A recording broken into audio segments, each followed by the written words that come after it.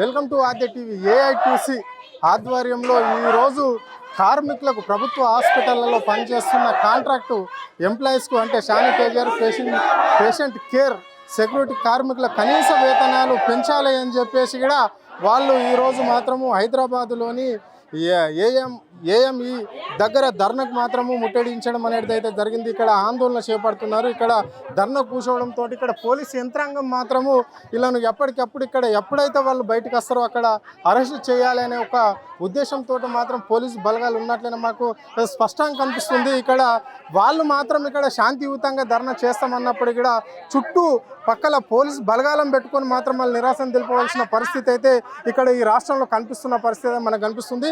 ఏఐటీకి సంబంధించిన నాయకులు మనతో ఉన్నారు. వాళ్ళని అడిగి తెలుసుకునే ప్రయత్నం అయితే మనం చేద్దాం. సార్ నమస్తే. సార్ చెప్పండి సార్, ఏంది మీ సమస్య ఏంటి? ఎందుకు ఇంత ఎండలో మీరు ఇక్కడ కూర్చోవలసిన అవసరం వచ్చింది? ఇక్కడ ముట్టడికి ఎందుకు వచ్చారు? నా పేరు మొహమ్మద్ యూసుఫ్, ఏఐటీసీ రాష్ట్ర అధ్యక్షుడిని, అట్లాగే మెడికల్ కాంట్రాక్ట్ వర్కర్స్ యూనియన్ కూడా రాష్ట్ర అధ్యక్షుడిగా వీళ్ళందరితోటి వాళ్ళ ధర్నా చేయించేటటువంటి పరిస్థితి ఏర్పడింది. ఎందుకు ధర్నా చేస్తున్నామంటే దాదాపుగా ప్రతి 3 సంవత్సరాలకి కార్మికులకి జీతాలు పెంచేటటువంటి పద్ధతి గతంలో ఉండే. ఇప్పుడు 4 సంవత్సరాలైంది జీతాలు పెంచి. 1 సంవత్సర కాలమైనా జీతాలు పెంచకుండా ఈ ప్రభుత్వము ఇక్కడ ఉన్నటువంటి అధికారులు కాలయాపన చేస్తూ ఉన్నారు. గతంలోనే ఈ అంశం మీద మేము ఒక చార్టర్ ఆఫ్ డిమాండ్స్ ఇవ్వటం జరిగింది. 26,000 రూపాయలు కనీస వేతనం చెల్లించాలని, అట్లాగే చట్ట ప్రకారం 23 రోజులు సెలవులు ఇవ్వాలి. ఏ సెలవులు అన్నా కానీ ఆ 23 రోజుల సెలవులు కూడా అమలు చేయాలని చెప్పి. ఏడాదిలో 23 సెలవుల ఏడాదికి నెలకి 23 ఇంకేముంది, ఏడాదికి 23 సెలవులు ఇవ్వాలి. ఆ సెలవులు ఇవ్వట్లేదు. అట్లాగే కాంట్రాక్ట్ కార్మికులకి బోనస్ చట్టం ప్రకారం కనీస బోనస్ 1 నెల జీతం ఇవ్వాల్సినటువంటి అవసరం ఉంది. అది ఒకటి ఇవ్వాలి. ఇప్పుడు ఈ కాంట్రాక్టర్లను పెట్టడం వల్ల దోపిడీ విపరీతంగా జరుగుతుంది. కాబట్టి కాంట్రాక్టర్స్ని పూర్తిగా తీసేసి ఇప్పుడు ఈ కాంట్రాక్టర్ల స్థానంలో కార్పొరేషన్ ఏర్పాటు చేసి ఆ కార్పొరేషన్లో ఈ కార్మికులందరినీ జాయిన్ చేసి గవర్నమెంటే డైరెక్ట్గా జీతం ఇవ్వాలనేటటువంటిది కూడా మేము ఒక ప్రధానమైన డిమాండ్గా పెట్టాము. అది కాకుండా మరి వీళ్ళకి యూనిఫామ్ కావాలి. సంవత్సరానికి 2 జతల యూనిఫాము, 1 జత బూట్లు కానీ చెప్పులు కానీ ప్రభుత్వమే సప్లై చేయాలనేటటువంటిది ఇంకో ప్రధానమైనటువంటి డిమాండ్ కింద మేము పెట్టాము. ఈ డిమాండ్స్ పెట్టి కూడా సంవత్సరం అవుతుంది. 6 నెలల్లో ఒకసారి మాట్లాడాము. ఒక్కరోజు ఒక ధర్నా చేస్తే అన్ని ఆసుపత్రుల్లో వెంటనే డిఎంఈ వైద్య విధాన పరిషత్ కమిషనర్ పిలిచి మేము జీతాలు పెంచడానికి కమిటీ వేసామండి, ఆ కమిటీ ద్వారా మీకు న్యాయం జరుగుద్ది, కొద్దిగా మీరు ఆందోళన చేయకుండా మాకు సహకరించండి అని చెప్తే దాదాపు 2-3 నెలలు సైలెంట్గా మేము కూర్చోవడం జరిగింది. ఆ తర్వాత ఈ మధ్యకాలంలో మళ్ళీ పోయి మాట్లాడటం జరిగింది. మాట్లాడినప్పుడు మళ్ళీ మేము చేస్తాము చూస్తాము అంటున్నారు, కానీ టైంపాస్ చేస్తున్నారు. మా సమస్యలు వెంటనే పరిష్కారం చేయాలని ఈ ప్రభుత్వాన్ని డిమాండ్ చేయడానికి వాళ్ళ కేవలం ధర్నా మాత్రమే ఏర్పాటు చేయడం జరిగింది. భవిష్యత్తులో ప్రభుత్వం మా సమస్యల్ని న్యాయబద్ధంగా పరిష్కారం చేయకపోతే సమ్మెతో సహా ఎలాంటి ఆందోళన కార్యక్రమానికైనా ఈ కార్మికులు సిద్ధంగా ఉన్నారు అనేటటువంటి హెచ్చరిక జారీ చేయడానికి ఇవాళ మేము ఇక్కడికి వచ్చాం.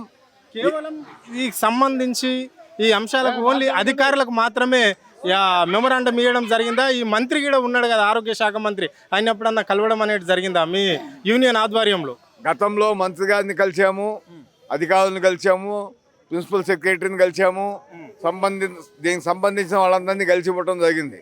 ఇప్పుడు ఇవాళ దేశానికి మాత్రం అధికారులకు నోటీసులు ఇచ్చాం, హాస్పిటల్ సూపరింటెండెంట్కి నోటీసులు ఇచ్చాం. ఇక దీని మీద పరిష్కారం లభించకపోతే మంత్రి గారికి కూడా నోటీస్ ఇచ్చి మొత్తం మీద సమ్మెలోకి వెళ్ళడం అనేటటువంటిది జరుగుతుంది. ఏంటన్నా శాంతియుతంగా మీరు ఎండలో ధర్నా చేస్తుంటే ఇక్కడ పోలీస్ బలగాల మోహరించుడు ఏంటి అంటే పర్మిషన్ లేదా మీకు ఈ ధర్నాకి? మేము ధర్నాకి పర్మిషన్ అంటే మేము కాగితం పెట్టినాం కాబట్టి పోలీసు వాళ్ళకి తెలిసి వచ్చారు. పోలీసు వాళ్ళు ఏం చేసినా కానీ మాకేం అభ్యంతరం లేదు. అరెస్ట్ కావడానికి కూడా అందరు సిద్ధంగా ఉన్నారు.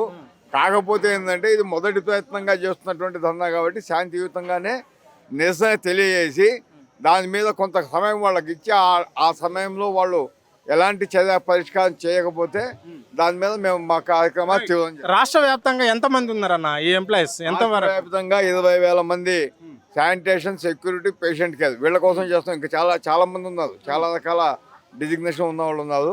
కేవలం ఇది వీళ్ళ కోసమే చేస్తూ ఉన్నది. 20,000 మంది వీళ్ళు రాష్ట్ర వ్యాప్తంగా ఉన్నారు. మరి వీళ్ళు 20,000 మందికి కూడా న్యాయం చేయాల్సినటువంటి అవసరం ఉంది.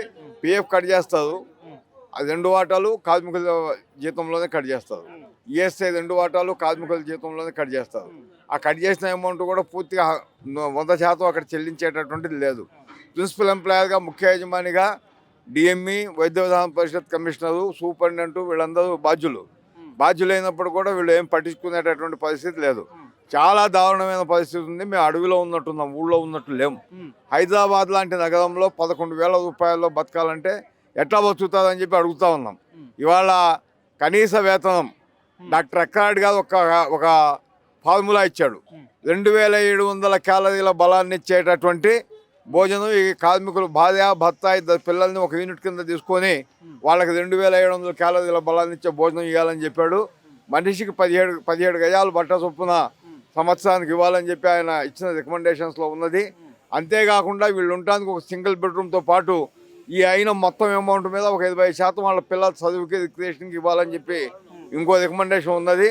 నేను మినిమం వేజ్ బోర్డు గవర్నమెంట్ కమిటీలో మెంబర్గా ఉన్నాను. మేము అక్కడ కూర్చొని మాట్లాడి 22,000 రూపాయల కనీస వేతనం, అట్లాగే ఒక పాయింట్కి ₹8.44 డిఏ ఇవ్వాలని గత సంవత్సరం ముఖ్యమంత్రి గారికి పంపించాం. ఆయన మాకు ఒక మెసేజ్ పంపించాడు, మీరు తొందరగా చేసి పంపిస్తే నేను మే 1వ తేదీన డిక్లేర్ చేస్తా అంటే మేము రాత్రి మూడు కూర్చొని ఏప్రిల్ 29వ తారీఖే ఆయన ఫైల్ పంపించడం జరిగింది. మళ్ళీ మేము వస్తూ ఉన్నది ఇప్పుడు దాకా అతిగతి లేనటువంటి పరిస్థితి ఉన్నది. దాని మీద కూడా కార్మికులు తీవ్రమైన కోపంతో ఉన్నారు.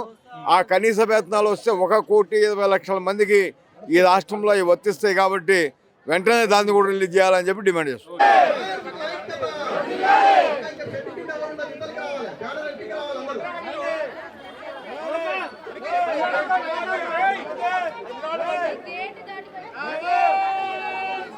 Amen.